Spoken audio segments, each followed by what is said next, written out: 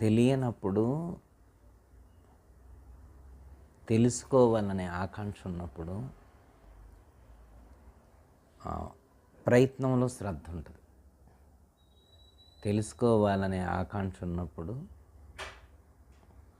శ్రద్ధతో ప్రయత్నం చేస్తే ఇంకా ఒకచోట కాకపోతే ఒకచోట అయినా కానీ తన ప్రయత్నం ఉంది కాబట్టి ఆ జ్ఞానాన్ని అందుకోగలుగుతారు. ఎక్కడ దొరికితే అక్కడ ప్రయత్నం చేసి దాన్ని రీచ్ అయ్యేటువంటి అవకాశం ఉంటుంది.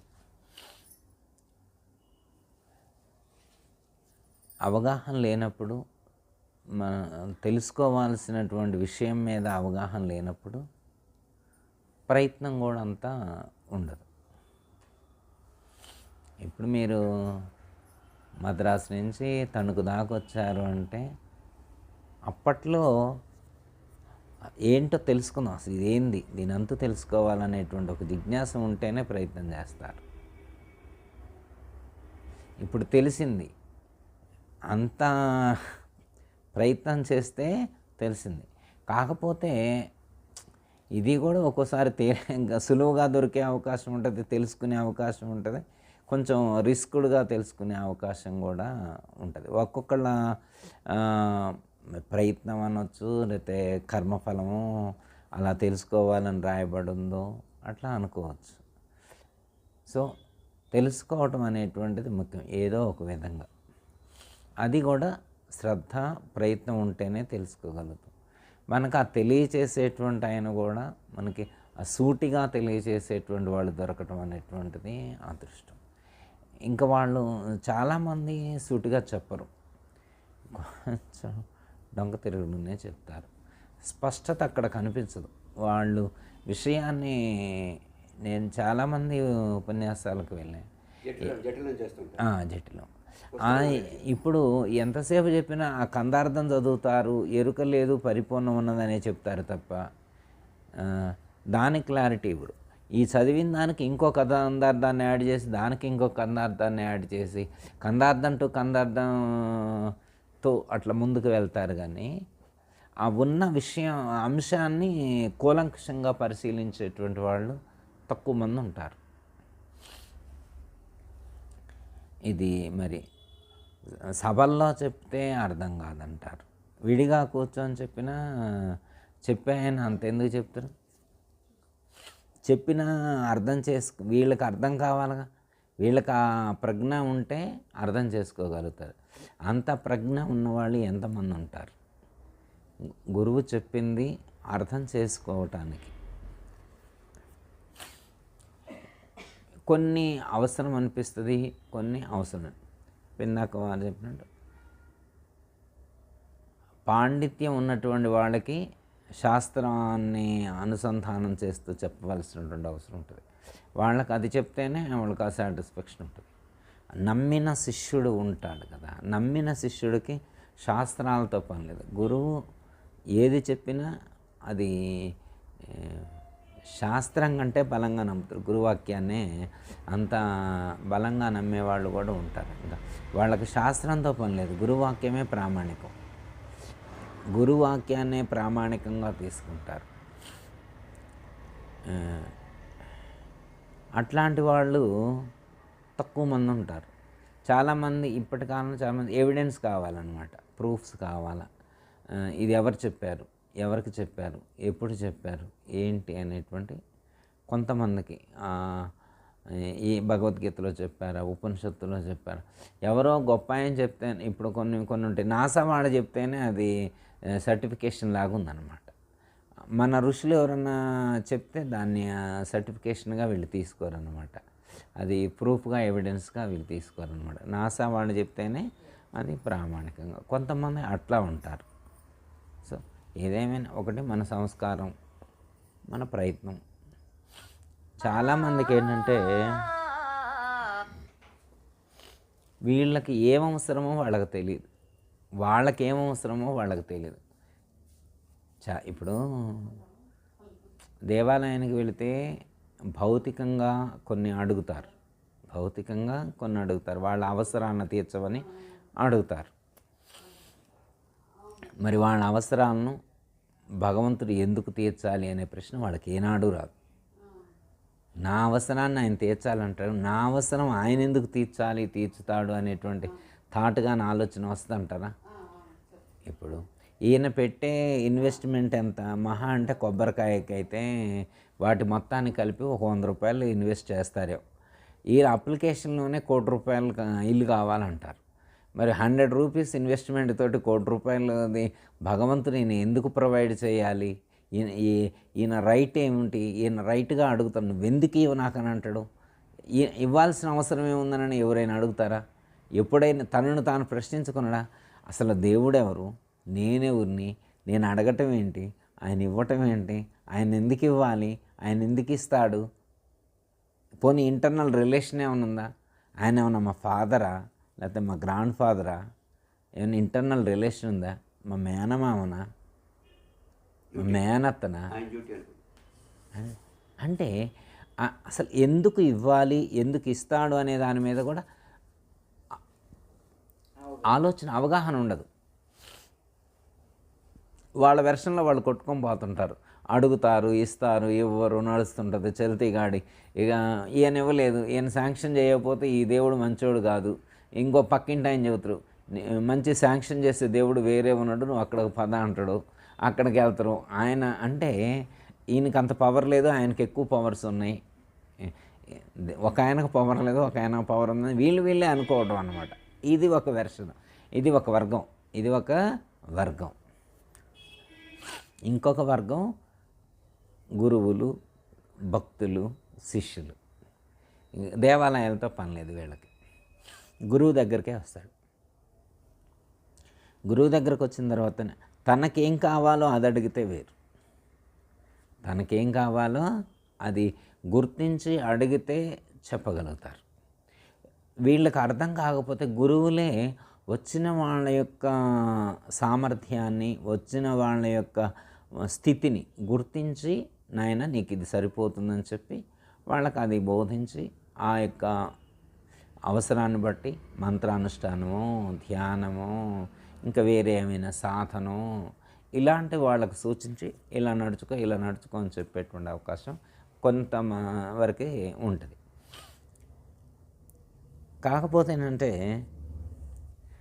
జననం, మరణం వీటికి సంబంధించినటువంటి ప్రశ్న చాలామంది తక్కువ మందికే వస్తుంది. ఎందుకు జన్మించాను, ఎంతవరకు జీవిస్తాను, ఈ శరీరంలో నేను ఎందుకున్నాను, ఈ శరీరంతో నేను ఎందుకున్నాను, శరీరంలో ఎందుకున్నాను, ఈ శరీరంతో ఎందుకున్నాను, ఈ శరీరాన్ని నేను ఎందుకు విడిచిపెట్టవలసి వస్తుంది. ఉంచుకోం కదా, అవి శరీరం బాగుందనేది ఉంచుకోం కదా.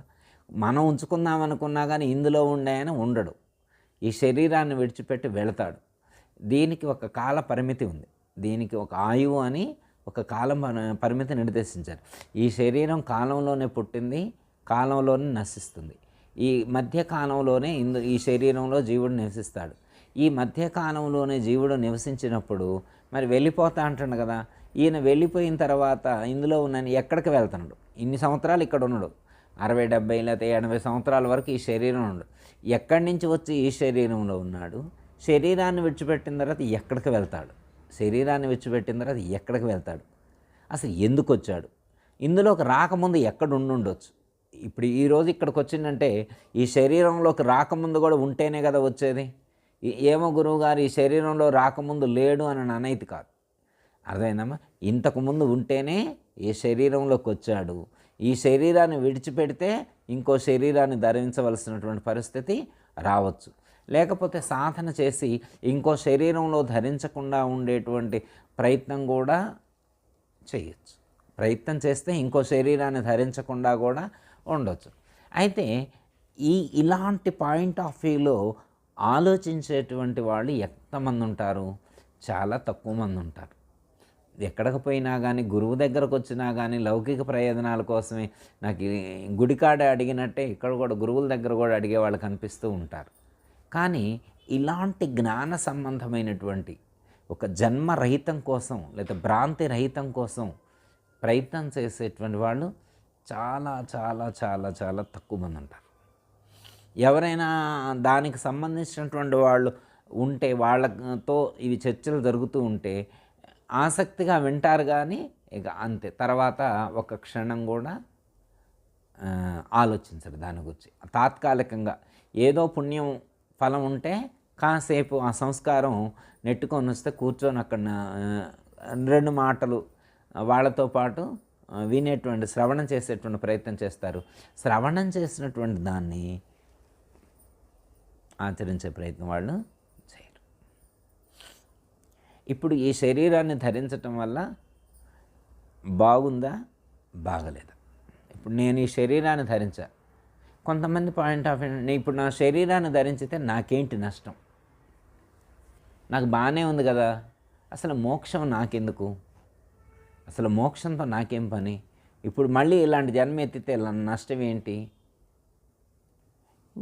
మంచి తల్లిదండ్రులు, మంచి భార్య, మంచి భర్త, మంచి సంతానం, పూర్తి ఆరోగ్యం, ఫైనాన్షియల్ ట్రబులే లేదు, హెల్త్ పాయింట్ ఆఫ్ వ్యూలో 100% పర్ఫెక్టు, ఫైనాన్షియల్ ఫుల్ ఫిట్నెస్.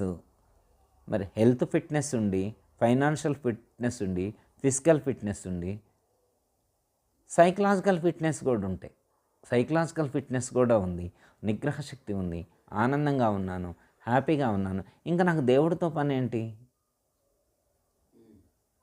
ఇంకా మంచిగానే ఉంది కదా, ఇంకో జన్మ ఇస్తారా, పోనీ ఇమ్మనండి, ఇట్లాంటిది ఇమ్మనండి, ఇస్తే ఇచ్చిండు, నాకేం నష్టం, నాకు బాగానే ఉంది కదా, ఈ జన్మరహితం ఈ గోలంతా నాకెందుకు, ఎటు పోతున్నావు నాకెందుకు, నాకైతే బాగానే ఉంది కదా అనేటువంటి వెర్షన్ కూడా. అయితే వేదాంతంలో చెప్పేటువంటిది ఏంటంటే, తల్లి గర్భమునందు పడేటువంటి జీవుడు లేదా పిండ శరీరాన్ని ధరించేటువంటి సందర్భంలో ఎక్కువ ఇబ్బంది పడతాడు అనేటువంటిది 7వ నెలన జ్ఞానోదయం కలిగిస్తాడు అని చెప్పి మనకి విద్యాప్రకాశ్ నందగిరి స్వామివారు భగవద్గీతల వ్యాఖ్యానం రాశారు. అలాంటి సందర్భంలో ఒక రియలైజేషన్ కోసం ఒక స్పృహ కల్పిస్తారు. అప్పుడు ఆ లోపల తల్లి గర్భంలో ఉన్నటువంటి ఎన్విరాన్మెంట్ని పరిశీలించి అక్కడ ఉండలేక, ఆ ఉత్కృష్టాన్ని ఇబ్బందిని భరించలేక, ఇక నేను ఉండలేను, నేను బయటకు వచ్చిన తర్వాత నీ స్మరణ చేసి, నీ ధ్యానం చేసి, నీ యొక్క సన్నిధిని చేరుకుంటా, మళ్ళీ ఇలాంటి శరీరాన్ని, ఇంకో గర్భంలో నేను ప్రవేశించను, ఇంకో శరీరాన్ని నేను ధరించను, నాకు ఈ ఒక్క శరీరంతో నేను లక్ష్యాన్ని చేరుకుంటా, ముక్తిని పొందుతాను అనేటువంటి దృక్పథంతో, ఒక బలమైనటువంటి ఉద్దేశంతో సంకల్పం చేసి బయటకు వస్తాడు. వచ్చిన తర్వాత ఇంకా మళ్ళీ పెద్ద నీళ్లు దల్లగలోనే కలి ప్రభావం అని చెప్తారు. సరే, 7వ నెలలో జరిగిందో, రియలైజేషన్ ఉందో లేదో మనకి తెలియదు, కానీ ప్రత్యక్షంగా లోకంలో జన్మించిన తర్వాత ఇలాంటి ఆలోచన సామాన్యుడికి అసలు కలగదు. సామాన్యుడి మైండ్ సెట్ ఓన్లీ లేవాలా, బ్రష్ చేసుకోవటం, స్నానం చేయటం, టిఫిన్ చేయటం, లంచ్ లేకపోతే డిన్నరు, స్నాక్స్ తినేవాటిలో, ఉద్యోగం, 4 పైసలు, పడుకోవటం, మళ్ళీ లేవటం, రొటీన్ వర్క్, రొటీన్ లైఫ్. ఇలా ఎన్ని అంటే ఇప్పుడు 70-80 సంవత్సరాలు ఈ జన్మ గడిపిండు, కొన్ని లక్షల జన్మల నుంచి ఇదే వర్క్, వేరే వర్క్ ఏం లేదు. లేవగానే స్నానం చేయటం, టిఫిన్ చేయటం, కాస్త పూజ చేసుకోవటం, ఆఫీస్కి వెళ్ళటం, లేదా పొలం పనికి వెళ్ళటం, వ్యాపారం చేసుకోవటం, మధ్యాహ్నం తినడం, టీ తాగటం, స్నాక్స్, డిన్నరు, మళ్ళీ పడుకోవడం, రోజు ఇదే వర్క్. నిన్న చేసిన పని ఇవాళ చేసిన పనే రేపు. కొత్త పనులు ఏమైనా చేస్తానడా? లేటెస్ట్ వర్క్ ఏమైనా ఉందా? ఏమండి ఆయన ఇవాళ నుంచి అన్నం తింటలేదు, గోధుమ రవ్వ తింటలేదు, గాలి మాత్రమే తింటున్నాడు అని, వాయుభక్షణ మాత్రమే చేస్తున్నాడు, అగ్నిభక్షణ చేస్తున్నాడు, జలభక్షణ చేస్తున్నాడు.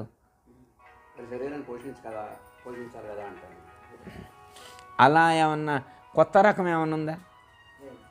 ఎన్ని జన్మలు ఎత్తినా, ఇప్పటి వరకు ఎన్నో జన్మలు ఎత్తాడు, ఇక రాబోయే కాలంలో కూడా ఎన్నో జన్మలు ఎత్తే అవకాశం ఉంది.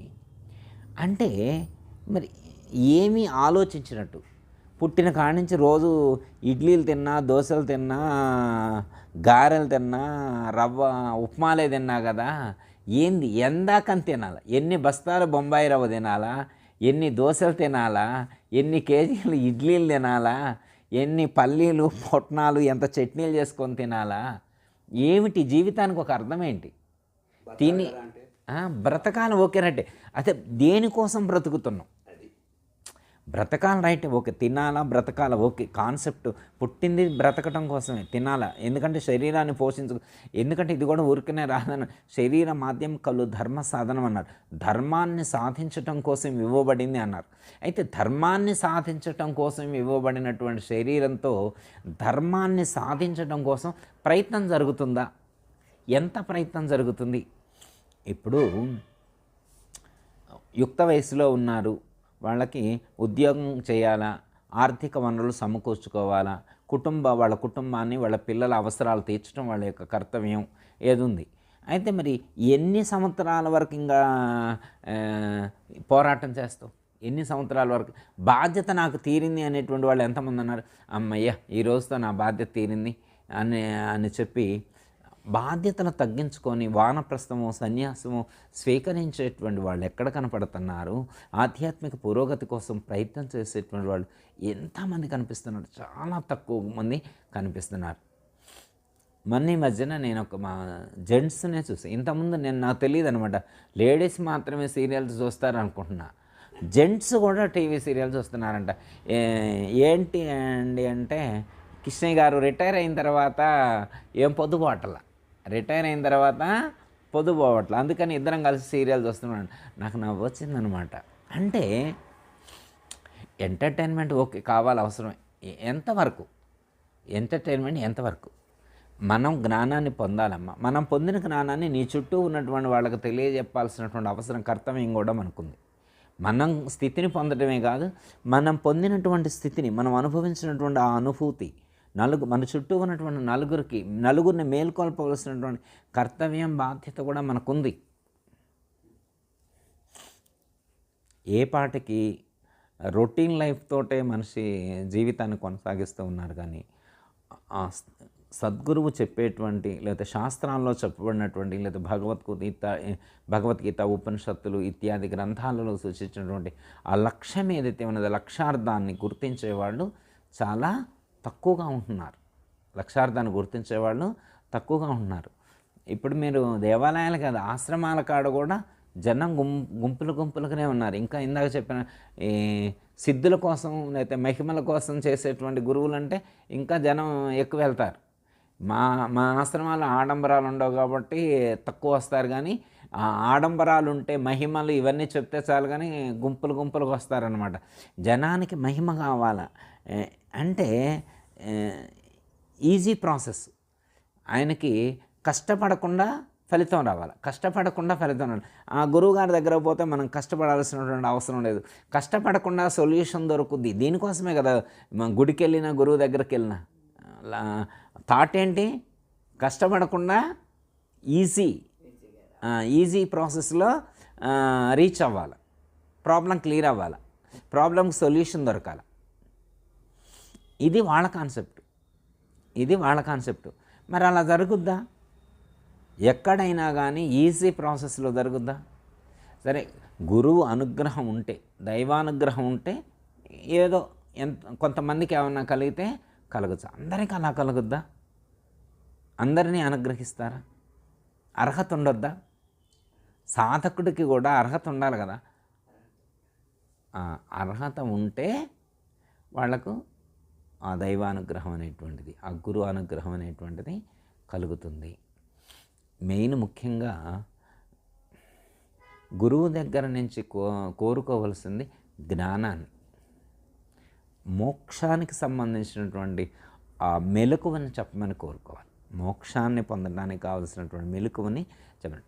మోక్షము అంటే ఏంటి? గురువు దగ్గరికి వెళ్ళి ఏం కోరుకోవాలంటే మోక్షాన్ని ప్రసాదించమని గురువు మోక్షాన్ని ప్రసాదించడం. మోక్షం గురువుగారి చేతిలో ఉందా? తాళం చేయి గురువుగారి చేతిలో ఉందా? గురువుగారు నాలెడ్జ్ ఇస్తారు. మోక్షాన్ని పొందాలంటే ఎవరికి వాళ్ళే ప్రయత్నం చేయాలి. ఇప్పుడు మోక్షం గురువుగారి చేతిలో ఏం లేదు, భగవంతుడి చేతిలో ఏం లేదు. మనకి ఈ ప్రపంచంలో ఎవరైనా వచ్చి నేను మీకు మోక్షాన్ని ఇస్తాను అంటే అది అబద్ధం. అర్థమైందమ్మా? ఫలానా స్వామీజీ కానీ అయితే పలానా అవధూత కానీ పలానా సిద్ధపురుషులు కానీ మీ మోక్షాన్ని ప్రసాదిస్తారు అంటే అది ఉత్త అబద్ధం, మనం నమ్మకూడదు. మోక్షాన్ని ఎవరు ఇవ్వరు. మోక్షము అంటే బంధము నుండి విడుదల. ఎవరిని ఎవరు బంధించారు, ఎవరిని ఎవరు విడిపిస్తారు?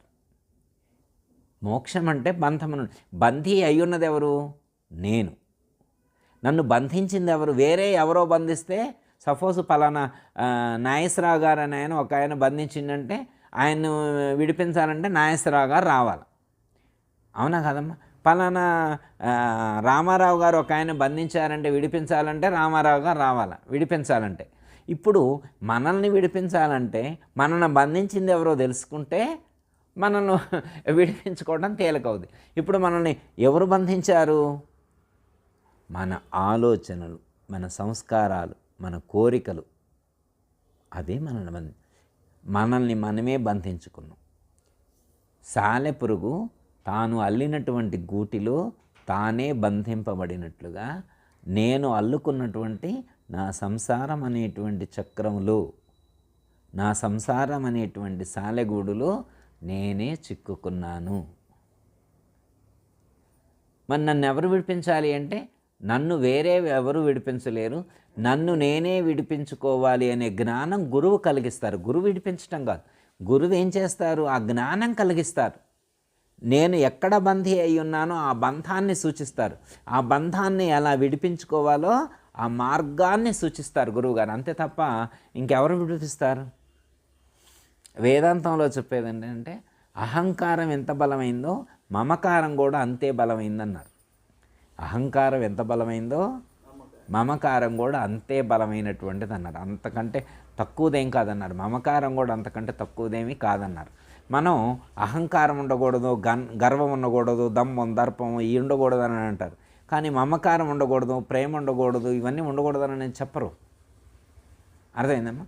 ఇప్పుడు మనల్ని బంధించి మన దుఃఖానికి కానీ మన మోక్షానికి అడ్డుగా నిలబడేది కుటుంబమే ఫస్ట్. మనం గురువుగారి దగ్గరికి వెళ్తే భగవద్గీత చదివితే యుద్ధం చేయాల్సింది బయట వాళ్ళ మీద కాదు, ముందు లోపల ఉన్నటువంటి అంతర్గత శత్రువుల మీద యుద్ధం చేయాలి. అరిషడ్వర్గాలు, అష్టమదాలు, ఈషణత్రయాలు, వాసనత్రయాలు, వీటి మీద యుద్ధం చేయాలి. వీటి మీద యుద్ధం చేస్తూ నీ చుట్టూ ఉన్నటువంటి కుటుంబం మీద మమకారాన్ని తగ్గించుకోవాలి. ఎవరిని తగ్గించుకుంటాం? ఎవరిని వదులుకుంటాం?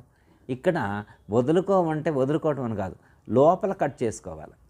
లోపల కట్ చేసుకోవాలి, కుటుంబాన్ని వదులుకోవటం కాదు. ఇక్కడ ఎలా అంటే నటించాలి, కుటుంబంలో నటించాలి. ప్రేమ తగ్గకూడదు. వేదాంతంలో ఒక గురువు దగ్గర ఉపదేశాన్ని పొందిన తర్వాత ఆ సాధకుడు అయితే ఆ మార్గంలో ఆ రాజయోగం అన్నారు, గృహస్థుగా ఎన్ని ధర్మాలు పాటించాలో అన్నీ పాటించాలి. లోపల కట్ చేసుకొని కొడుకు మీద అదే ప్రేమ, కోడల మీద అదే ప్రేమ, మనవడ మీద అదే ప్రేమ, మనవరాల మీద అదే ప్రేమ, బిడ్డ మీద, అల్లుడి మీద, వస్తువుల మీద, వ్యాపారం మీద, ఇంటి మీద అదే ప్రేమ. ఎప్పుడు బయటికి, లోపల కాదు. లోపల తెంచుకొనే ఉండాలి. అసంగ శస్త్రేణ దృఢైన చిత్వ అన్నారు. దృఢమైనటువంటి చిత్తంతో నాన్ అటాచ్మెంట్ పెట్టుకోకుండా, దేనితో అటాచ్మెంట్ పెట్టుకోకుండా మనం బలంగా సంకల్పం చేసి ఉండాలి. ఎట్లా అంటే ఒక గురువుగారు ఉపన్యాసం చెప్తూ ఉన్నారు. ఒక ఆయన తీసుకొచ్చి ఒక లెటర్ ఇచ్చారు. ఇట్లా చూసి పక్కన పెట్టి మళ్ళీ ఉపన్యాసం కొనసాగించారు. ఒక ఉపన్యాసం మొత్తం అయిపోయిన తర్వాత ఆ లెటర్ ఇచ్చిన ఆయన వచ్చి రియాక్ట్ అవుతారు. అదేంటి స్వామీజీ, స్వామి రామతీర్థ అన్నమాట. ఏం స్వామి అలా లెటర్ ఇచ్చా కదా, ఏం రియాక్ట్ అవ్వలేదు, మళ్ళా ఉపన్యాసం ప్రారంభంలో ఎలా ఉందో చివరి వరకు అలాగే కొనసాగించారు. లెటర్ చూసినంత మాత్రాన స్పందించటం కానీ స్వరంలో ఏమైనా మార్పు కానీ ఏమీ రాలేదు. ప్రారంభంలో ఎలా ఉందో చివరి వరకు అలాగే కొనసాగించారు. ఆ లెటర్లో ఏముంది? వాళ్ళ కొడుకు చనిపోయాడని ఉంది. ఆ ఉపన్యాసం చెప్పేటువంటి ఉపన్యాసకర్త యొక్క కొడుకు చెప్పాయన కొడుకు పరమపదించాడని ఉంది. మరి కొడుకు పరమపదించాడు అని చెప్పినా కానీ ఆయన మార్పు చెందలేదు ఆయన వయసులో. ఎంతమంది ఉంటారు అలా? మళ్ళా దీనికి వ్యతిరేకవాదులు వేరే ఉంటారు. అలా స్పందించకపోతే ఆయన గురువేనా అని ఉంటాయి. ఆయన ఉద్దేశం అది కాదు.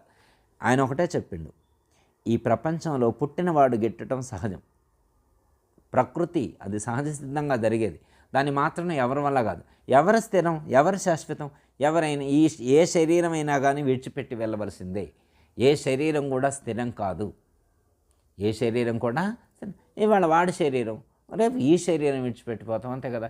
దీనికి పెద్ద ఆలోచించేది ఏముంది, దీనికి పెద్ద దుఃఖించేది ఏముంది? ఇది మంచిదే కదా, ఇది మామూలుగా సహజ సిద్ధంగా జరిగేదే కదా, దీనికోసం ఎందుకు ప్రతిస్పందించాలి అని చెప్పి గురువుగారు చెప్పేసరికి ఆయన ఆశ్చర్యపోతారు. అంటే ఆయన అంత స్థితిలో ఉన్నాడు కాబట్టి దాన్ని టేక్ ఇట్ ఈజీలా తీసుకున్నాడు. అంటే కొడుకు, ఇవన్నీ కూడా అంటే బంధాలన్నీ కూడా రైల్వే జర్నీలో మనం రైల్వే బోగీలో ఎక్కితే ఒక్కొక్కళ్ళు ఒక్కొక్క పెట్టెలో ఎక్కారు. ఫస్ట్ స్టార్ట్ అవ్వాలి మన జర్నీ. రైలు ఎక్కడి నుంచో దూరం నుంచి వస్తుంది. ఫస్ట్ ఆ పెట్టెలో తండ్రి ఎక్కిండు, తర్వాత తల్లి ఎక్కింది, తర్వాత మనం ఎక్కాం, తర్వాత మన భర్త ఎక్కుతురు, తర్వాత మన కొడుకు, తర్వాత మన కోడలు, తర్వాత మన బిడ్డ, అల్లుడు, మనవడు, మనవరాలు, తర్వాత ఇల్లు, తర్వాత కారు, తర్వాత బంగారం, ఇవన్నీ ఆ పెట్టెలో ఎక్కించిన వరుసగా. తర్వాత తండ్రి దిగిపోయిండు పెట్టెలో నుంచి. మనం ఉండగానే మన జర్నీ సాగుతూనే ఉంది. తండ్రి ఒక స్టేజీలో దిగిండు, తల్లి ఒక స్టేజీలో దిగింది, బాబాయ్ దిగిపోయిండు, మామయ్య దిగిపోయిండు, అత్తయ్య దిగిపోయింది, పిన్నామ దిగిపోయింది, తర్వాత ఆయన స్వామి కూడా దిగిపోయిండు. ఇక మనం కొన్ని రోజులైన తర్వాత మన జర్నీ మనం దిగుతూ మళ్ళీ మన కొడుకులు జర్నీ చేస్తూనే ఉంటారు. కొంతకాలం అయిన తర్వాత కొడుకు స్టేజీలో కొడుకు దిగుతారు, కోడల స్టేజీలో కోడలు దిగుద్ది, బిడ్డ స్టేజీలో బిడ్డ, అల్లుడు స్టేజీలో అల్లుడు, మనవడు స్టేజీలో మనవడు, మనవరాలు స్టేజీలో మనవరాలు, ఎవరి స్టేజీలో వాళ్ళు దిగిపోతారు. ఇది దీర్ఘ ప్రయాణం చేసేటువంటి రైలు. అందులో మనం కొంతకాలమే ఉంటాం ఆ పెట్టెలో. ఏ పెట్టెలో? ఆ పెట్టెలో. మనం ఏ పెట్టె? ఆ పెట్టె, జీవితం అనేటువంటి రైలు పెట్టెలో. శరీరమే జీవితం అనే రైలు పెట్టె. ఆ రైలు పెట్టె శరీరమే. ఇందులో ఉండి ప్రయాణం చేస్తూ ఉన్నాడు. ఎవరి స్టేజ్లో వాళ్ళు దిగిపోతాము అని తెలిసి ప్రయాణం చేసేవాళ్ళు ఎంతమంది ఉంటారు? అవేర్నెస్ తోటి. మన స్టేజీ వచ్చినప్పుడు యాక్చువల్గా మామూలు ట్రైన్లోనైతే ఒక 3 minutes ముందే మనం బ్యాగ్ సర్దుకొని రెడీగా ఉంటాం దిగటానికి. ఓకే, హ్యాపీగా దిగుతాం. మన స్టేజ్ రంగంలోనే హ్యాపీగా దిగుతాం. ఎందుకంటే ఎక్కడి నుంచి వచ్చినాం అక్కడికి వెళ్తున్నాం కాబట్టి హ్యాపీగా దిగిపోతాం. అంటే ఆ స్పృహ ఉంటే ఎక్కడి నుంచి వచ్చామో అక్కడికే వెళ్తున్నాం, ఏ పాయింట్లో ఎక్కామో మళ్ళీ ఆ పాయింట్లోనే దిగుతున్నాం అనేటువంటి ఆలోచన ఉంటే హ్యాపీగా దిగుతాం. అది మర్చిపోయినాం అనుకో, నేను వచ్చింది అక్కడి నుంచి కాదు, నా జర్నీ మొత్తం ట్రైన్లోనే సాగింది, ఈ ట్రైన్లో నేను సాగాలి నా జర్నీ అని అనుకోండి, నేను దిగను అని చెప్పి ఆ డోర్ కాడికి వెళ్ళి నిల్చోకపోతే ఆ రైల్వే గార్డులు వచ్చి గట్టిగా బలవంతంగా వీడిని పట్టుకొని ఆ స్టేషన్లో లాగి అవతల పడేసింది నాకు అవసరమా?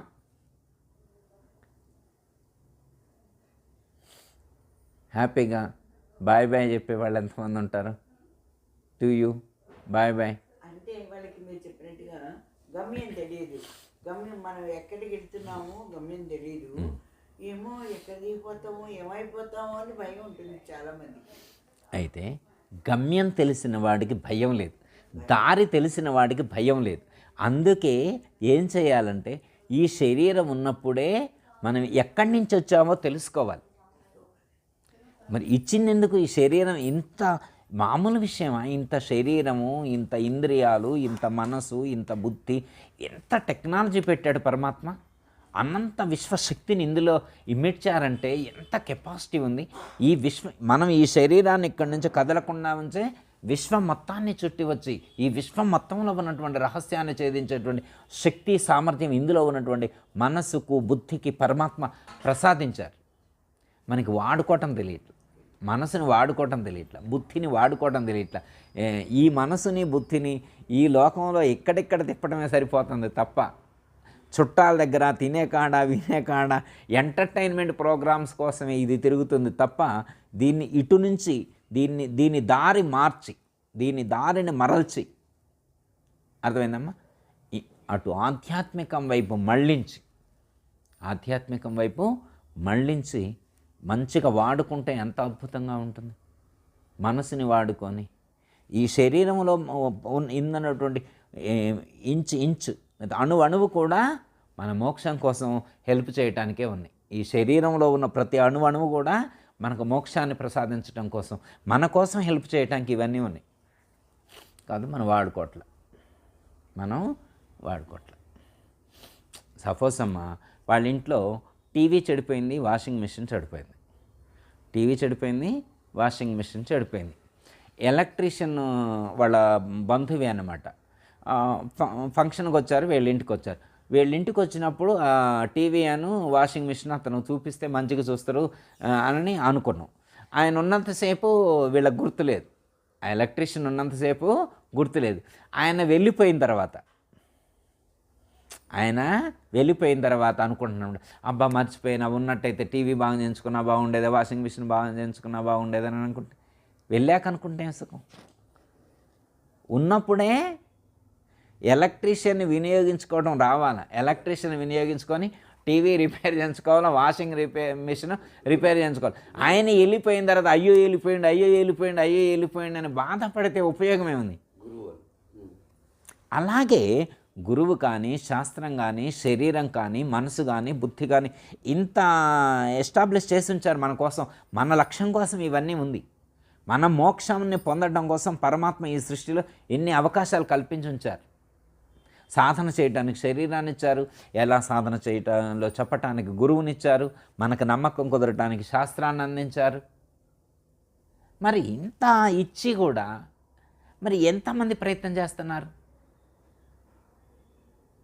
ప్రతి ఒక్కళ్ళు కూడా టేక్ ఇట్ ఈజీగా తీసుకుంటున్నారు, వేదాంతాన్ని టేక్ ఇట్ ఈజీగా తీసుకుంటున్నారు. కొంతమంది అయితే ఇప్పుడు కాదులే ఇంకెప్పుడు.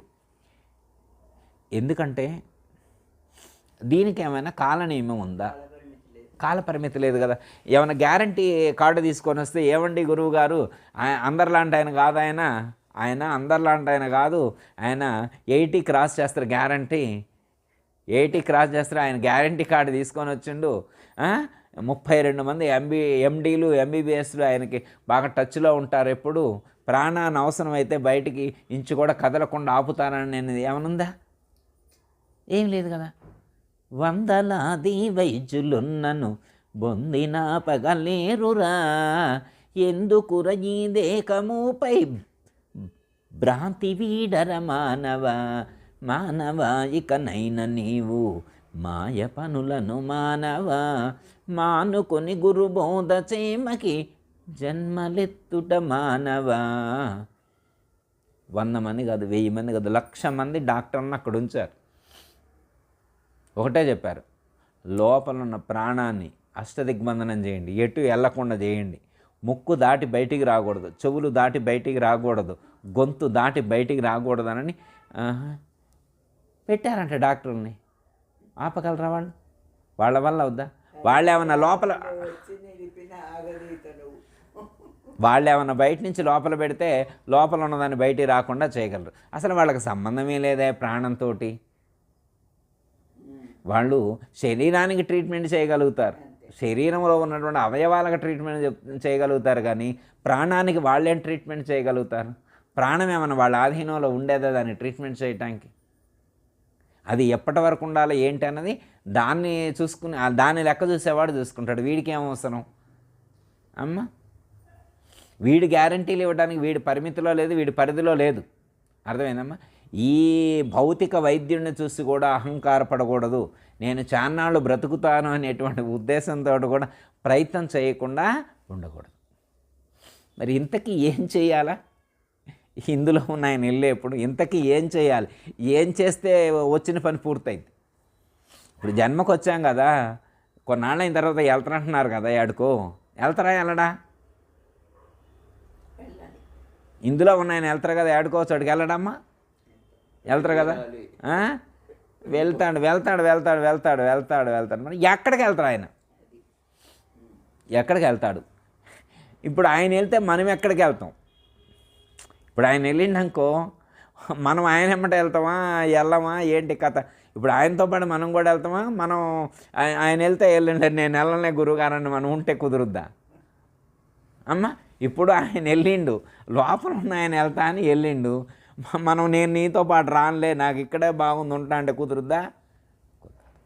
ఆయనతో ఆయన వేరుగా లేడు మనకంటే, ఆయన మనకంటే వేరుగా లేడు. ఆయన వెళ్తున్నాడంటే మనం కూడా వెళ్తున్నామని అర్థం. ఆయనే మనం, మనమే ఆయన. ఆయనే మనం. ఆయన వెళ్ళేప్పుడు కర్మఫలం మిగిలి ఉంటే ఇంకొక చోట మొలకెత్తుతుంది. మొలకెత్తడానికి కారణం కర్మఫలం. కర్మఫలమే జన్మకు మూలము అని చెప్పింది శాస్త్రం. శరీరాన్ని ధరించవలసినటువంటి అవసరం లేదు జీవుడికి. ఎందుకు ధరిస్తాడు అంటే కర్మఫలాన్ని అనుభవించడం కోసం మాత్రమే శరీరాన్ని ధరిస్తాడు. మరి కర్మఫలం ఎలా నశిస్తుంది? కర్మఫలం ఎలా నశిస్తుంది అంటే భగవద్గీతలో శ్రీకృష్ణ పరమాత్మ ఒక క్లారిటీ చెప్పారు. ఏమని చెప్పారంటే, ఒక ఆయన గురువుగారి దగ్గర 48 సంవత్సరాల వయసులో గురువుగారి దగ్గర ఉపదేశం తీసుకున్నాడు. 48 సంవత్సరాల వయసులో గురువుగారి దగ్గర ఉపదేశం తీసుకున్నాడు. అయితే ఇవన్నీ ఆయనకు తెలీదు. ఆయన గురువుగారు అన్నాడు, మంచి పనులు చేస్తే బాగా, ఆత్మజ్ఞానం చెప్పే గురువు కాదు ఆయన, మామూలు గురువు. మంచి పనులు చేయని ఆయన అన్నాడు. ఆయన మంచి పనులు చేస్తాడు. ఆ రోజు నుంచి 48 సంవత్సరాల వయసు నుంచి మంచి పనులు చేస్తూ ఉన్నాడు.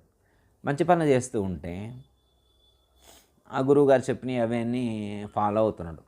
కొంతమంది అన్నారు ఆయనకి జన్మరహితం అయింది, మోక్షం వస్తుంది అన్నారు. మోక్షం వస్తుంది అని చెప్పారు. అయితే గురువుగారు ఏమన్నారంటే, ఇవాళ నుంచి ఆయన మంచోడైండు. ఎప్పుడు 48 సంవత్సరాల వయసు నుంచి ఆయన మంచోడైండు. 48 సంవత్సరాల క్రితం ఉన్నటువంటి కర్మఫలం ఎలా నశిస్తుంది? భగవద్గీతలో 2వ అధ్యాయంలో శ్రీకృష్ణ పరమాత్మ దీనికి ఒక పూర్తి క్లారిటీ ఇచ్చారు. మనం ఈరోజు ఒక ప్రారంధ కర్మతోటి శరీరాన్ని ధరించాం. సంచితం చాలా ఉంది కదా. సంచితం అనేటువంటి కర్మ అంత పెట్టుకొని ప్రారంధ శరీరం ద్వారా సత్కర్మలు చేసి ప్రారంధ కర్మ నశించినంత మాత్రాన జన్మరహితం అవుతుందని చెప్పి అనుకుంటారు. అలా జన్మరహితం కాదు, సంచిత కర్మ కూడా దగ్ధం కావాలి అని చెప్పి పరమాత్మ చెప్తారు 2వ అధ్యాయం. ఏమని చెప్తారంటే, విషయా వినివర్తంతే నిరాహారస్య దేహినః రసవజ్జం రసోప్యస్య పరం దృష్ట్వా నివర్తతే అని చెప్తారు.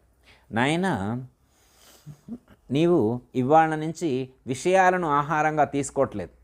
శబ్దాలు, స్పర్శలు, రూపాలు, రుచులు, వాసనలు, మనసుకి, ఇంద్రియాలకు ఏవైతే ఆహారం అయి ఉన్నాయో అలాంటి ఆహారాలను ఈ రోజు నుంచి తీసుకోవట్లేదు. Very good. గురుగారి దగ్గర ఉపదేశం తీసుకున్నావు, విషయాలను ఆహారంగా నువ్వు తీసుకోవట్లేదు.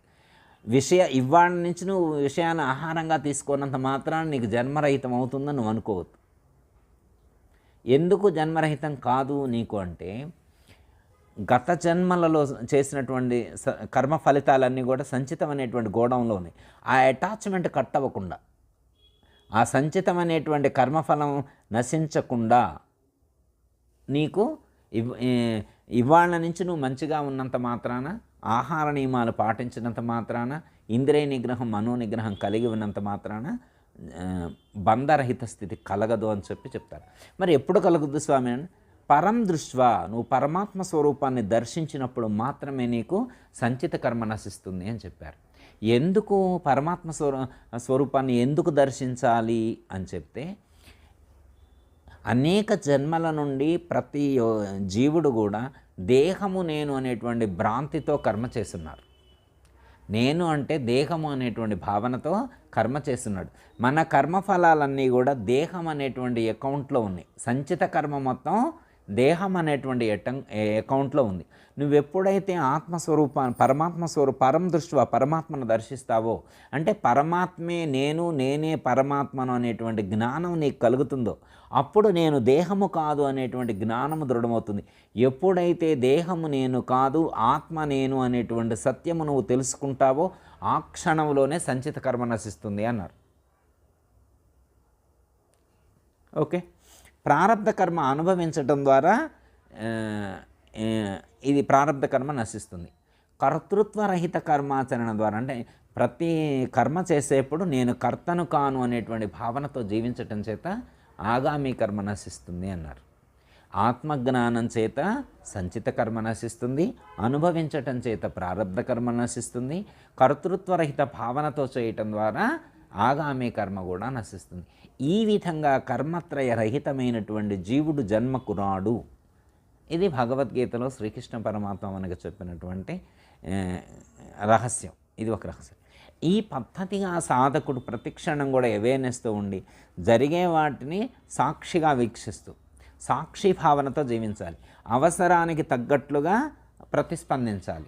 అక్కడ అవసరం కాబట్టి చేయడం, ఆకలి అవుతుంది కాబట్టి అన్నం తింటాం, చూడాలి కాబట్టి చూడటం, వినాలి కాబట్టి వినటం. అంటే ఇప్పుడు కన్నుంది కాబట్టి చూస్తుంది అంతే. అంటే లోపల కనెక్ట్ అవ్వకూడదు. అంటే జీవించటం కాకుండా జీవించటం కాదు, నటించాలి. అంటే ఈ సంసారం అనేటువంటి ఈ జీవితంలో అయితే ఈ జీవితం అనేటువంటి సంసారంలో సాధకుడు దేన్ని అంటకుండా, దేంతో అటాచ్మెంట్ పెట్టుకోకుండా నాటకంలో పాత్రధారిలాగా వ్యవహారం గడిపినప్పుడు శరీరాన్ని విడిచిపెట్టినా కానీ అతడు బంధీ కాడు, దేనికి బంధీ కాడు. ఇప్పుడు ఒక ఆవిడ ఒక ధనవంతుల ఇంట్లో పనిచేస్తుంది. ఆవిడ చాలా పేద. ఆవిడ ఏముంటుంది, వాళ్ళ బంధువు ఎవరో అక్కడ కనిపిస్తే వాళ్ళ బంధువుని ఆ ఇంటికి తీసుకొని వచ్చింది. ఇది మా కారు అన్నది, ఇది మా ఇల్లు అన్నది, ఇది మా ఇల్లు, ఇది మా కారు, ఈయన మా అయ్యగారు, మా అమ్మగారు అని అందరిని పనిచేసింది. ఇది మా టీవీ అన్నది, ఇది మా టీవీ. ఆమెదా టీవీ? ఇది మా కారు అన్నప్పుడల్లా ఆవిడ గుర్తొస్తూనే ఉంది మనసులో, ఈ కారు నాది కాదు, మా ఇంటికాడ సైకిల్ ఉంది, అది మాది అని ఆవిడ గుర్తొస్తూనే ఉంది. ఇది మా టీవీ అన్నప్పుడు ఇది పెద్ద టీవీ, ప్లాజా టీవీ, కానీ ఈ టీవీ నాది కాదని ఆవిడకి తెలుస్తూనే ఉంది. మనసులో పైకి అంటుంది అట్లా, ఇది నా టీవీ అంటుంది, కానీ లోపల ఏముంది, మా ఇంటికాడ ఉన్న పోర్టబుల్ టీవీ నాదని గుర్తుకొస్తుంది అన్నమాట. అర్థమైందమ్మా? ఈ మా ఇల్లు అంటే వాళ్ళ చిన్న ఇల్లు, 2 రూములే ఉన్నది వాళ్ళ ఇల్లు, అది గుర్తొస్తుంది. పెద్ద అపార్ట్మెంట్ మొత్తం లేదా పెద్ద భవనం వాళ్ళది కాదని తెలుస్తూనే ఉంది. కాదు పైకి అలా చెప్తుంది, ఇది మా ఇల్లు, ఇది మా కారు, ఇది మా టీవీ, మా అయ్యగారు, మా అమ్మగారు అని చెప్తుంది. కానీ లోపల అటాచ్ అవ్వలేదు. పైకి షోయింగ్, దట్స్ ఆల్. అక్కడ పని చేస్తుంది కాబట్టి అలా వ్యవహరిస్తోంది, పని చేస్తుంది కాబట్టి అలా వ్యవహరిస్తుంది. అలాగే మనం కూడా ఈ లోకంలో మేము అద్దెకుంటున్నాం కాబట్టి ఆ ప్రాబ్లం లేదు, ఇది వాళ్ళది. అద్దె ఇల్లులాగా ఫీల్ అవ్వాలి, అద్దె ఇల్లులాగా ఫీల్. ఈ టీవీ నాది కాదు, ఈ ఫ్యాన్ నాది కాదు, ఈ మ్యాట్ నాది కాదు, ఈ సోఫా నాది కాదు. జస్ట్ నేను అనుభవించడం కోసం పరమాత్మ ప్రొవైడ్ చేశాను, ఈ ప్రకృతి ప్రొవైడ్ చేశాను. నేను ఈ లోకంలో జీవించడానికి నాకు కొన్ని వనరులు కాబట్టి ఆ ప్రకృతి నా కర్మఫలానికి తగ్గట్టుగా, నా ఆరోగ్యానికి తగ్గట్టుగా పరమాత్మ కొన్ని ప్రొవైడ్ చేశారు. పరమాత్మ యొక్క ఆజ్ఞతో ప్రకృతి ప్రొవైడ్ చేసింది. జస్ట్ ఎంతవరకు వాటితో అటాచ్మెంటు? మనం అవసరం తీర్చుకోవడం కోసం మాత్రమే వాటితో అటాచ్మెంట్ తప్ప అవే జీవితంగా భావించకూడదు. ఇదే జీవితం, ఇది లేకపోతే నాకు బ్రతుకు లేదు, ఇది లేకపోతే నేను జీవితం లేదని ఫీల్ రాకూడదు మనకి. ఎట్లా వరకంటే అవసరం కోసం, అవసరం నిమిత్తం పరమాత్మ ఇచ్చారు అంతే. మా బంధువులు ఒకళ్ళకి బంగారం పోయింది, దొంగలు ఎత్తపోయారు. బంధువుల ఇంట్లో దొంగలు పడి బంగారం ఎత్తపోతే మా నాన్నగారు, అయ్యా మరి బంధువులు కదా, బంధువులు భక్తులు 2 వెళ్ళి నువ్వు మందలిచ్చి రాపో అన్నారు. మరి బాధపడతారేమో నేను వెళ్తే ఆవిడ చాలా హ్యాపీగా ఉంది. అసలు ఆవిడకి ఆ బాధ లేదు, దొంగలు పడ్డారనే బాధ లేదనమాట ఆవిడకి. వెళ్ళగానే కృష్ణయ్య గారు మరి నాయనగారు పంపించారు, నాకు చాలా సంతోషం, మా మీద ప్రేమతోటి నాయనగారు మిమ్మల్ని పంపించారు, అందుకు చాలా సంతోషం. కానీ మాకు ఆ ఫీల్ లేదు. ఎందుకంటే మా వస్తువులు అయితే మా దగ్గరే ఉండేవి, అవి మావి కాదు. మా వస్తువులు అయితే ఎప్పటికైనా మా దగ్గరకే వస్తాయి. మా వస్తువులు అయితే ఎప్పటికైనా మా దగ్గర, మావి కావు. నేను బలవంతంగా పట్టుకుంటే మాత్రం గోడ్రేజ్ లాకేస్తే మాత్రం ఉంటాయా? ఉండవు. దానికి నేను అసలు మాకు చింతే లేదు, బాధే లేదన్నది. నాకు చాలా హ్యాపీ అనిపించింది. అబ్బా, గురువుగారు చెప్పిన జ్ఞానం ఎంత వంట పట్టింది అంటూ. అర్థమైందా?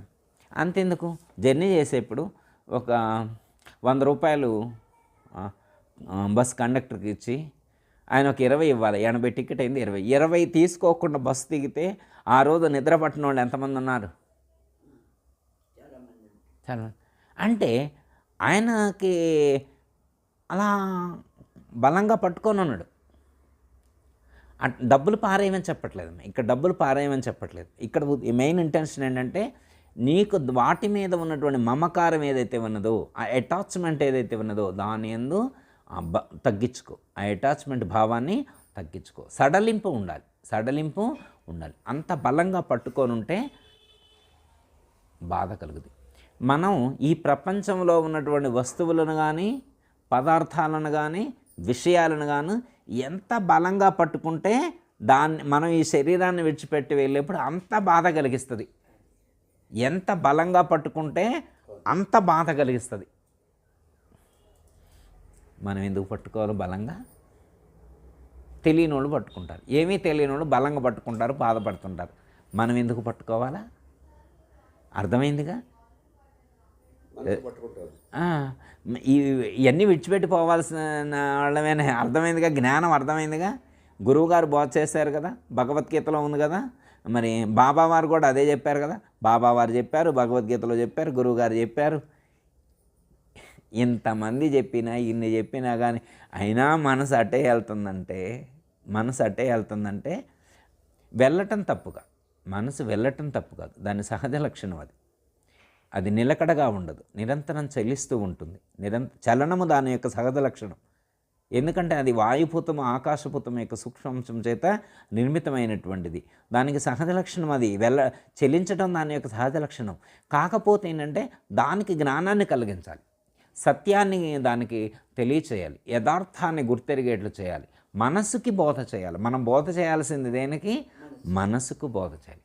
మనసు మారితే మనకు ఇంకా వేరే ప్రాబ్లమ్స్ ఏం లేవు. లక్ష్యం సిద్ధించినట్టే. సాధన చైతన్యానికి ఏమీ లేదు. సాధన దేనికి? మనసుకే సాధన అంతా. మనకు చెప్పిన సాధన అంతా కూడా ఇంద్రియ నిగ్రహం కోసం, మనో నిగ్రహం కోసమే. భగవద్గీతలో ఉన్నటువంటి ఎక్కువ శ్లోకాలు వాటి గుర్తు చెప్పారు. ఆత్మకు మనం చేసేదేముంది? ఆత్మ అది వెలిగేది. దాన్ని మనం ఏమైనా వెలిగించేదా, మనం ఆర్పేదా? ఆత్మ మనం వెలిగిస్తే వెలిగేది కాదు, ఆర్పితే ఆరేది కాదు. అది మనం వెలిగించాలేమో, దాన్ని ఆర్పాలేమో. చెప్తారు కదా, నైనం చిందంత శస్త్రాండి నైనంద హతి పావక అని చెప్తారు కదమ్మా. అస్త్రశస్త్రాలు ఛేదించలేవు, అగ్నితో కాల్చలేము, నీటితో తడపలేము, వాయువు చేత ఎండించలేము. పరమాత్మే చెప్పారు కదా క్లారిటీగా. దాన్ని నువ్వేం చేయలేవు. ఆత్మను నువ్వేం చేయాల్సిన అవసరం లేదు, దానికి నువ్వేం చేయాల్సిన అవసరం లేదు. సాధన మనం దానికి కాదు చేయాల్సింది. మనస్సుకి సాధన, మనోనిర్మలత్వానికి సాధన. మనసుని కట్టడి చేయాల్సింది, ఇంద్రియాలను కట్టడి చేయాల్సింది. ఆత్మతో మనకి పని లేదు. మనసు నిర్మలమైతే, మనసు నిగ్రహం అయితే చాలు, ఆటోమేటిక్గా తత్వం అనుభవంలోకి వస్తుంది. ఒక చోట దీపం వెలిగించారు, చుట్టూ చిమ్నీ మొత్తం మసిపట్టుంది. దట్టమైనటువంటి మసితో చిమ్నీ మొత్తం కూడా నిండింది. లోపల వెలిగించిన వెలుగు బయటికి ప్రసరితం కావట్లేదు, బయటికి ప్రకటితం కావట్లేదు. ఎందుకు? మసి. వాళ్ళ తాతయ్య వచ్చి చిన్న దీపం వెలిగేయని చెప్పిండు. తాతయ్య దీపం వెలుగుతూనే ఉన్నాను. దీపం వెలిగితే మరి లైటింగ్ కనపట్టలేదని అన్నాడు. వచ్చి చూస్తే మొత్తం మసిపట్టుంది. ఇప్పుడు చేయాల్సిన దీపం ఆల్రెడీ వెలుగుతూనే ఉంది, అది మనం వెలిగించేది కాదు, అది ఆల్రెడీ వెలుగుతూనే ఉంది. ఆ వెలిగించాయని వెలిగిస్తారు, అది వెలిగేది వెలుగుతుంది. ఇప్పుడు మనం చేయాల్సిందల్లా దీపంతో పనిలే, అద్దంతో పని. అద్దానికి ఉన్న మసి తుడిస్తే వెలుతురు వస్తుంది. అర్థమైందమ్మా? మనం చేయాల్సింది ఏంటంటే మనసుకు పట్టిన మాలిన్యాలను, మనసుకు పట్టిన అజ్ఞానాన్ని తొలగించాలి. మనసుకు పట్టిన మాయను కడిగేయాలి, తుడిచేయాలి. మనసుకు పట్టినటువంటి ఆ దట్టమైనటువంటి చీకటి అనేటువంటి అజ్ఞానాన్ని తొలగిస్తే మనకు లోపల ఉన్నటువంటి ఆ ఆత్మజ్యోతి అనుభూతికి అందుతుంది. ఇప్పుడు ఆత్మ మనలోనే ఉందని చెప్తున్నారు, శాస్త్రాలని చెప్తున్నాయి, గురువులు చెప్తున్నారు, భగవద్గీత అందరూ చెప్తున్నారు ఆత్మ మనలోనే ఉందన్నారు. మరి ఎందుకు అనుభవంలోకి రావట్లేదు? మసి పట్టుంది, అజ్ఞానం అనేటువంటి మసి పట్టుంది. దాన్ని తొడవాలి. దాన్ని ఎలా తొడుస్తాం? 1 ఆహార నియమాలు, 2 మంత్రస్మరణ, 3 ధ్యానం, 4 విచారణ. ఈ 4 చేయాలి. కొంతకాలం ఆహార నియమాలు కొంతకాలం చేయాలా, కొంతకాలం మంత్రస్మరణ చేయాలా, కొంతకాలం జ్ఞానముతో కూడిన విచారణ, ధ్యానం. జ్ఞానము ధ్యానము రెండు. జ్ఞానము అంటే విచారణ, అంటే లక్ష్యాన్ని గుర్తించడం. ధ్యానం అంటే ఆ లక్ష్యం మనకి అర్థమైనప్పుడు ఆటోమేటిక్గా అక్కడ మనసు నిలిచిపోయింది. అదే ధ్యానం. సహజ సిద్ధంగా ఏర్పడాల ధ్యాన స్థితి. ధ్యానం అనేటువంటిది చాలామంది ఇవాళ నేను ఇప్పుడు ధ్యానం చేయాలని కూర్చొని చేస్తున్నాను అంటే లెర్నింగ్లో అది అలా చెప్తారు. ధ్యానం చేయటాన్ని నువ్వు చేసేది ఏంది? అర్థమైందమ్మా? ఏమీ తెలియని స్థితిలో ధ్యానం చేయాల. అర్థమైందా? కానీ లక్ష్యం అర్థమైనప్పుడు నేనే బ్రహ్మము, నేనే ఆత్మను, ఈ జ్ఞానం దృఢమైందనుకో, అహం బ్రహ్మస్మి భావన దృఢమైందనుకో, బ్రహ్మమే నీవైనప్పుడు, దైవమే నీవు అనేటువంటి అనుభూతి కలిగినప్పుడు ఇంకా నువ్వు ఎవరిని ధ్యానం చేయాలా? ఇంకెటు వెళ్తుంది మనసు? అందుకోసం ఫస్ట్లో ఇవన్నీ సాధనలు కొంతకాలం చేయాలి. భగవద్గీతలో అయితే అభ్యాస యోగం చెప్పారు, ప్రాణాయామం చెప్పారు, ఆహార నియమాలు చెప్పారు, నిరంతరం భజించమని చెప్పారు, మంత్రస్మరణ చేయమని చెప్పారు. అలా చేస్తే మనసు నిర్మలమైతే, ఆత్మజ్ఞానం అనుభూతికి అందితే భ్రాంతులన్నీ తొలగిపోతాయి. మనసు అలా వెళ్ళినప్పుడల్లా గురువాక్యం జ్ఞాపకం చేసుకోవాలి. చేసుకుని స్థిరంగా ఉండాలి. వెళ్ళదు మనసు. ఎట్లా అంటే అమ్మా, ఇప్పుడు ఆకలి తీరిందనుకోమ్మా, మనకి ఆకలి తీరింది, కడుపు నిండిందనుకోమ్మ. కడుపు నిండిన తర్వాత పంచభక్ష పరమాణాలు పెడితే మాత్రం మళ్ళీ తింటామా? మనకి ఏమని చెప్తాను, అన్నము తినగానే ఆకలి తీరినట్లుగా, నీళ్లు తాగగానే దప్పిక తీరినట్లుగా. అర్థమైందమ్మా? జ్ఞానము కలగగానే భ్రాంతులు నశించినట్లుగా. అర్థమైందమ్మా? మనం ఎందుకు జన్మించాము? ఈ శరీరం ఎందుకు జన్మించింది? శరీరం ఎందుకు మరణిస్తుంది? శరీరంలో ఉన్న ఆయన ఎందుకు వచ్చాడు, ఎందుకు వెళ్తున్నాడు? ఒక అవగాహన ఏర్పడింది. కర్మఫలాలు అనుభవించడం కోసం. కర్మ అంటే ఏంటో అర్థమైంది. సంచితం, ప్రారంభం, ఆగామి అర్థమైంది. ఇవన్నీ అర్థమైన తర్వాత ఇందులో ఆత్మ ఉన్నదని తెలిసింది. దాన్ని మంత్రస్మరణ ద్వారా, ఆహార నియమాల ద్వారా, ప్రాణాయామం ద్వారా, ధ్యానం ద్వారా, జ్ఞాన విచారణ ద్వారా ప్రయత్నం చేయాలి. ప్రయత్నం చేస్తే లక్ష్యార్థం బోధపడినప్పుడు, లక్ష్యం అనుభూతిలోకి వచ్చినప్పుడు మనసు స్థిరత్వాన్ని పొందుతుంది. వేదాంతాలు ఏమని చెప్తారంటే, గురువు బోధిస్తూ ఉండగానే నిజమైనటువంటి శిష్యుడికి సమాధి స్థితి కలుగుతుందని చెప్పారు. మళ్ళీ గురువు గారు ఇవాళ ఉపన్యాసం చెబితే సంవత్సరం తర్వాత ఆయనకి సమాధి స్థితి కలగటం కాదు. గురువు బోధిస్తూ ఉన్నప్పుడే శిష్యుడు ఆ సమాధి స్థితిలో ఉంటాడట. అంటే గురువాక్యాన్ని అనుసరించి అతని మనసు అక్కడికి వెళ్ళి అక్కడ ఆగిపోతుంది అని చెప్పారు. ఓకే, దయతల సద్గురు ప్రభు మహారాజుకు, సద్గురు ప్రభు మహారాజుకు. ఇప్పుడు ఇందాక చెప్పుకున్నాం అమ్మ, జీవుడు ఈ సహస్రారంలోకి ప్రవేశించినప్పుడు, జీవుడు సహస్రారంలోకి ప్రవేశించడం అనే దానికి భగవద్గీతలో శ్రీకృష్ణ పరమాత్మ ఏమని చెప్తారంటే, మూర్ధ్యాత్ హయాత్మనః ప్రాణమాస్థితో యోగధారణం అని చెప్తారు. ప్రాణమును మూర్తి స్థానంలోకి చేర్చడమే యోగం యొక్క ముఖ్య ఉద్దేశం అని చెప్తారు. ఇప్పుడు జీవుడు ఎప్పుడైతే ఇప్పుడు ఈ ఒక్కో చక్రాన్ని దాటుకుంటూ, లేకపోతే ఈ త్రివేణి సంగమ స్థానం అని చెప్పుకున్నాం కదా, ఆ త్రివేణి సంగమంలో స్నానం చేసి సహస్రార చక్రంలోకి ప్రవేశించినప్పుడు, అంటే ప్రాణము సహస్రార చక్రంలోకి ప్రవేశించినప్పుడు ఏమవుతుందంటే, తాను ఇప్పటి వరకు కూడా జీవుడు వేరే దేవుడు వేరే అనేటువంటి ఆలోచనలో ఉన్నాం కదా, ఆ జీవుడు వేరే దేవుడు వేరే ఆలోచనలో ఉన్నటువంటి ఆ యొక్క యోగ సాధకుడికి ఏమవుతుందంటే, అప్పుడు తనకు అప్పటి వరకు ఉన్నటువంటి ఆ భ్రమలు భ్రాంతులన్నీ కూడా మాయ విడిపోతుంది, అజ్ఞానం అనేటువంటి తొలగిపోయి ఏమవుతుందంటే, అప్పుడు ఆ అనుభూతికి అందుతుంది. ఏమి అనుభూతికి అందుతుందంటే, తాను దేహము కాదు, తాను ఆత్మను అని, తాను బ్రహ్మము అనేటువంటి సత్యము బోధపడుతుంది. అర్థమైందమ్మా? ఏ సాధకుడైతే ప్రాణమును సహస్రార చక్రంలోకి చేర్చుతాడో, ఆ సాధకుడు సహస్రార చక్రంలోకి ప్రాణమును చేర్చినటువంటి సాధకుడికి ఎలాంటి అనుభూతి కలుగుతుందంటే, తాను బ్రహ్మము కంటే భిన్నము కాదు అనేటువంటి సత్యము బోధపడుతుంది. తాను ఆత్మ కంటే భిన్నం కాదు అనేటువంటి సత్యం బోధపడుతుంది.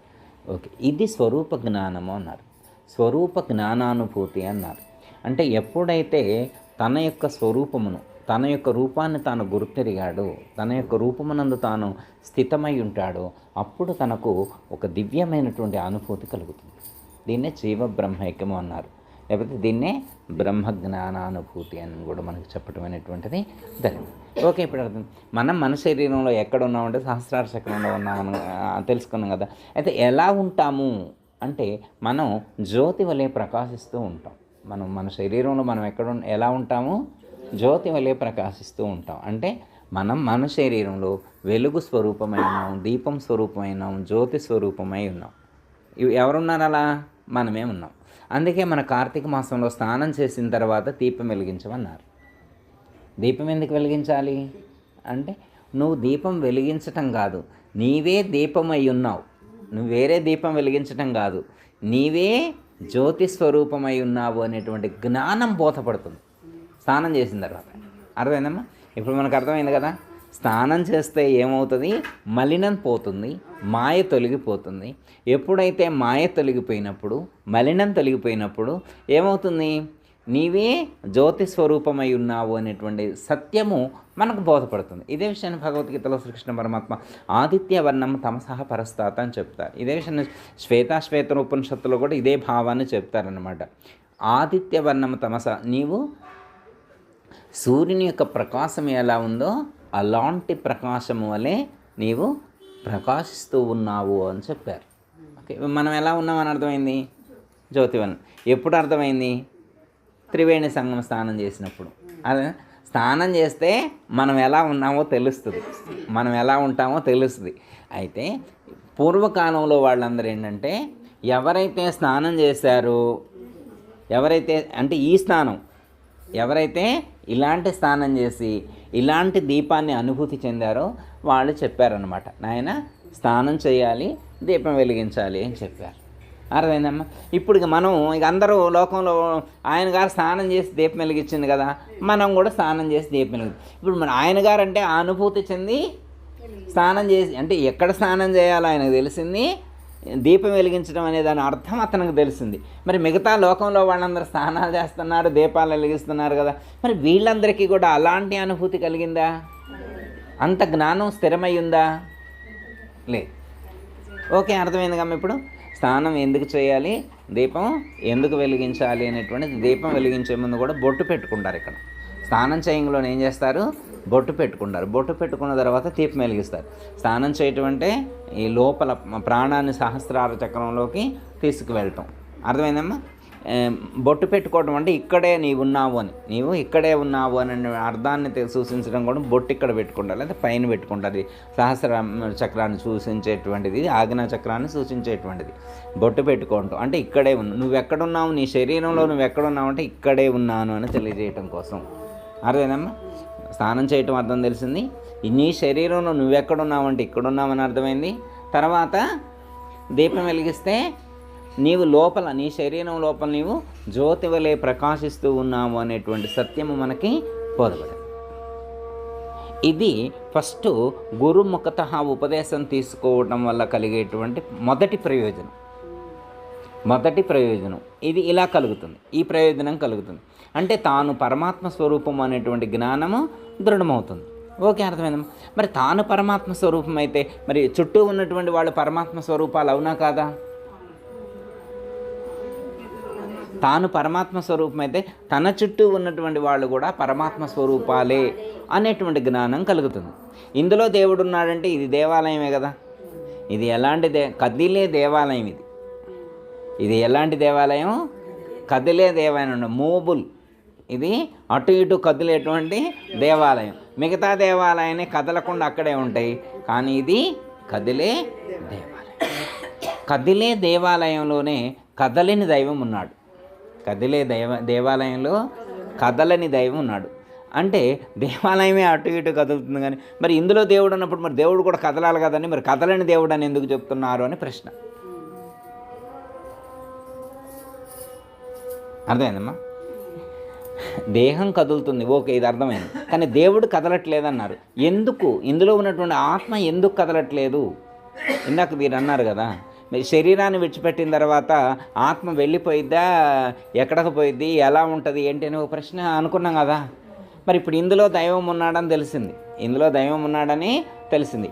అయితే ఈ జ్ఞానం దృఢమైనప్పుడు తానే కాదు తన చుట్టూ ఉన్నటువంటి వాళ్ళందరిలో కూడా దైవం, ఒకే దైవం ఉన్నాడు అనేటువంటి సత్యాన్ని గుర్తెరగగలుగుతాడు. కొన్ని మానవుల్లోనే అంటే కాదు, పశుపక్షి క్రిమికీటకాది సమస్త ప్రాణులన్నింటి యందు కూడా ఒకే చైతన్యము ప్రకటితమవుతుంది అనేటువంటి సత్యాన్ని క్రమేపీ అర్థం చేసుకోగలుగుతాడు. తర్వాత కదిలే వాటి ఎందే కాదు, కదలని వాటి ఎందు కూడా చరాచర జగత్తునందంతటా కూడా ఆ యొక్క పరమాత్మ స్వరూపమే అనుస్యూతమై వ్యాపించి ఉన్నది అనేటువంటి సత్యాన్ని గుర్తెరగగలుగుతాడు.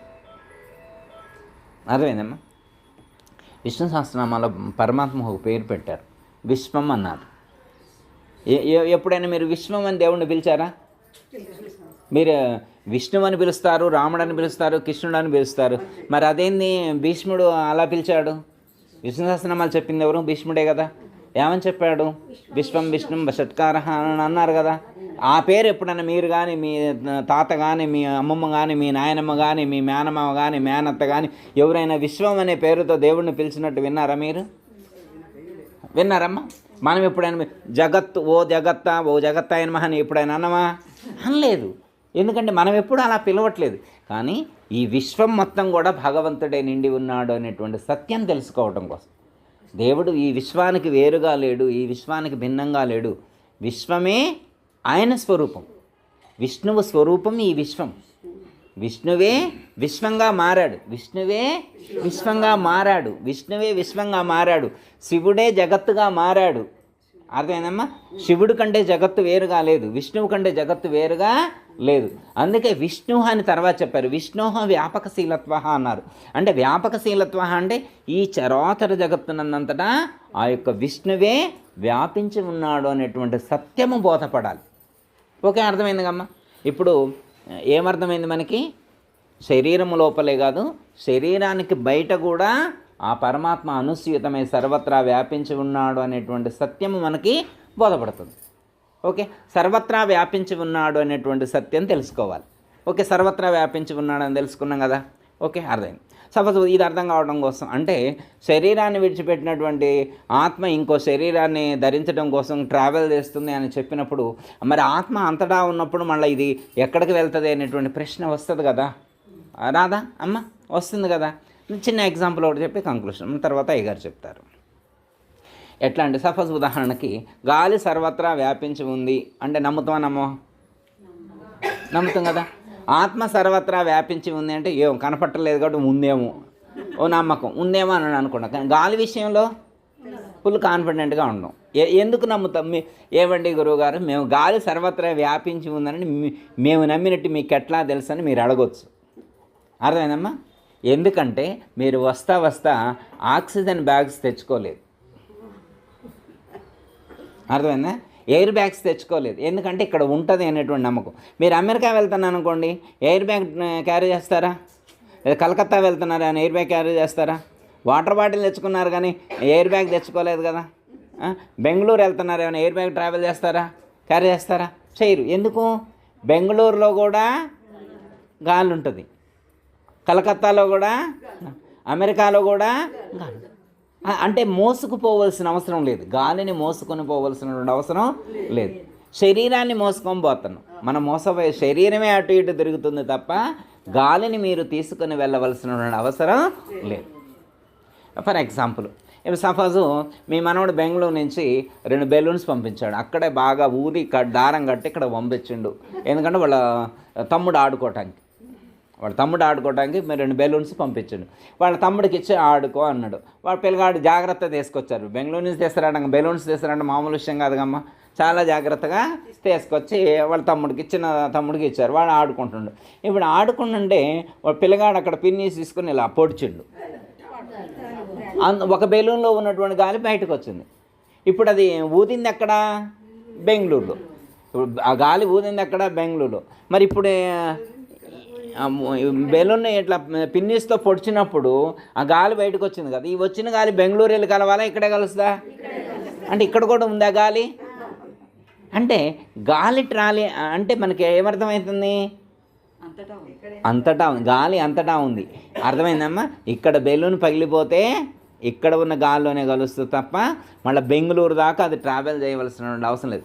ఎప్పుడు ట్రావెల్ చేస్తే అంటే దానికి ఒక ఆవరణ ఉన్నప్పుడు, ఆ పైన బెలూన్ మొత్తం దారం కట్టున్నప్పుడు, ముడివేయబడి ఉన్నప్పుడు, ఒక బెలూన్లో ముడివేయబడి ఉన్నటువంటి గాలి మాత్రమే ట్రావెల్ చేస్తుంది తప్ప ఆ ముడి లేనటువంటి ఆ గాలి ఏదైతే ఉన్నదో అది ట్రావెల్ చేయదు. అర్థమైందమ్మా? అలాగే అజ్ఞానం అనేటువంటి బంధాలతో కట్టబడి ఉన్నటువంటి జీవుడు మాత్రమే ప్రయాణం చేస్తాడు తప్ప, జీవుడు కూడా ప్రయాణం చేస్తాడని మనకు అర్థం కావడం కోసం అలా చెప్పారు తప్ప ఆత్మ సర్వత్రా వ్యాపించి ఉంటుంది. ఆత్మ ఎటు కదలదు, ఆత్మ కదలటానికి ప్లేసు లేదు. సర్వత్రా అదే నిండి నిబిడీకృతం అయి ఉంటే ఎక్కడ లేదని ఎక్కడికి వెళ్తుంది?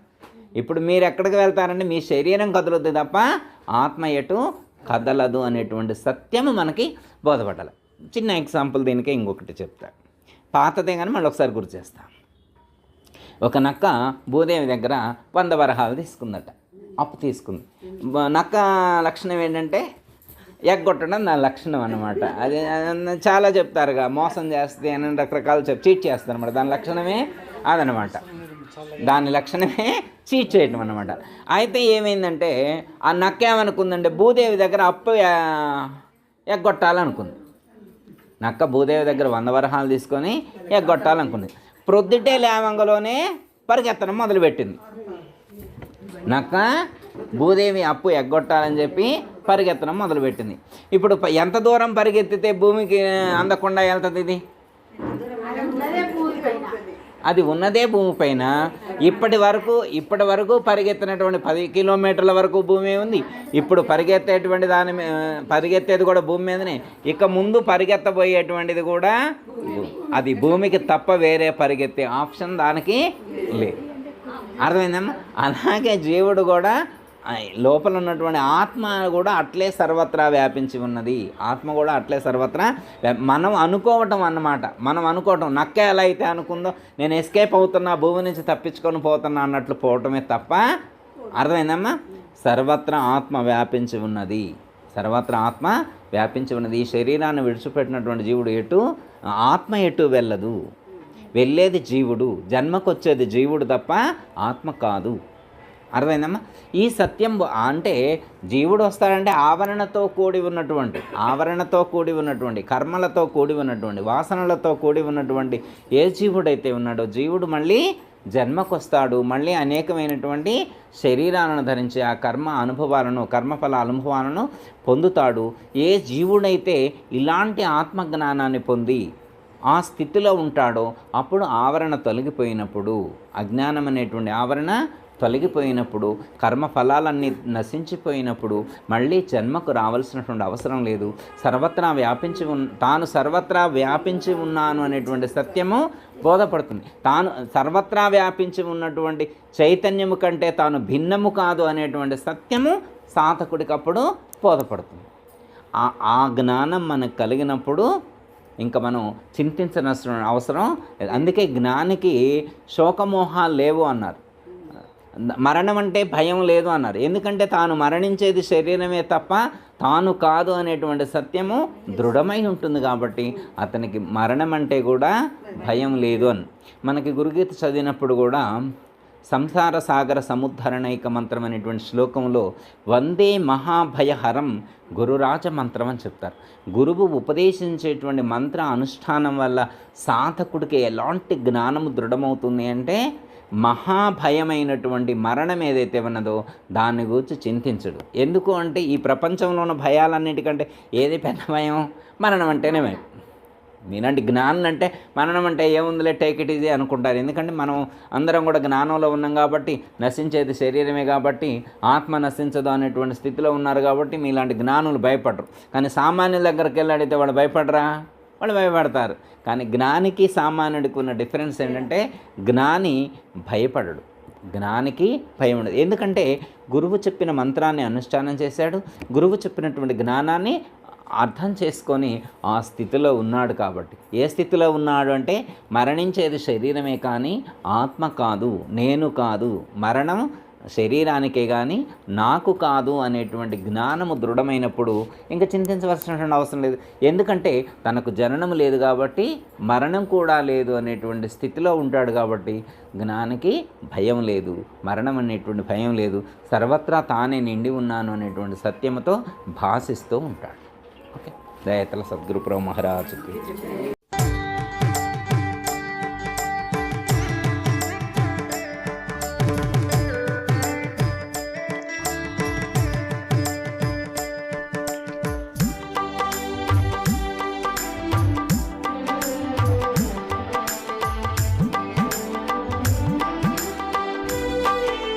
అందరికీ జై గురు.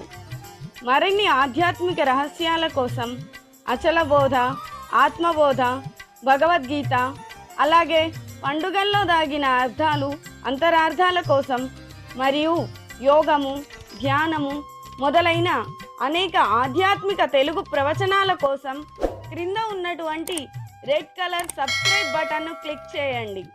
అలాగే ప్రక్కనే ఉన్నటువంటి గంట సింబల్ను నొక్కండి. అలాగే ఈ వీడియో మీకు నచ్చినట్లయితే లైక్ చేయండి మరియు షేర్ చేయండి. జై గురు.